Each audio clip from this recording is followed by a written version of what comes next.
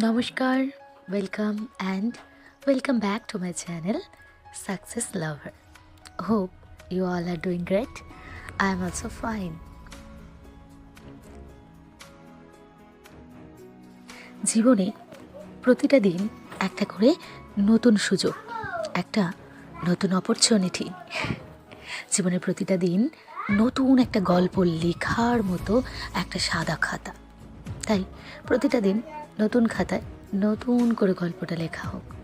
আমাদের নিজেদের ভাগ্য যেন আমরা নিজেরাই লিখতে পারি। নিজেদের সাফল্যের গল্পটা নিজেদেরকেই লিখতে হবে।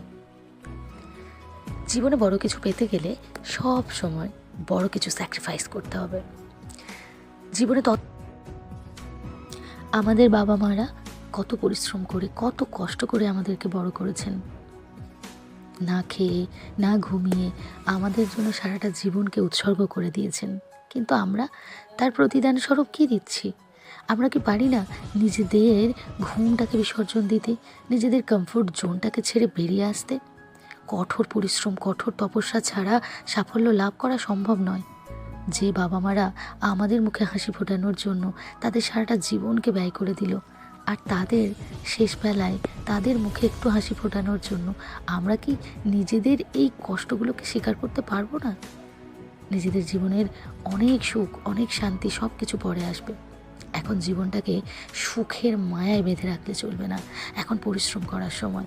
নিজের স্বাস্থ্য ঠিক রেখে, নিজের সময়কে কাজে লাগিয়ে নিজের স্বপ্নকে পূরণ করার একমাত্র কাজ, আর কোনো কাজ নয়। সব কিছুকে ভুলে যাওয়া দরকার, সমস্ত কিছুর প্রতি উদাসীন হয়ে যাওয়া দরকার একদম নিশ্চুপ, একদম কোনো কিছুর প্রতি যেখানে আমি অ্যাটেনশন দেবো না।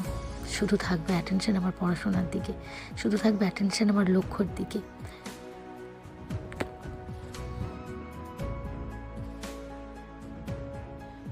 লক্ষ্য পূরণ করতে গেলে জেদি হতে হবে, তপস্বী হতে হবে।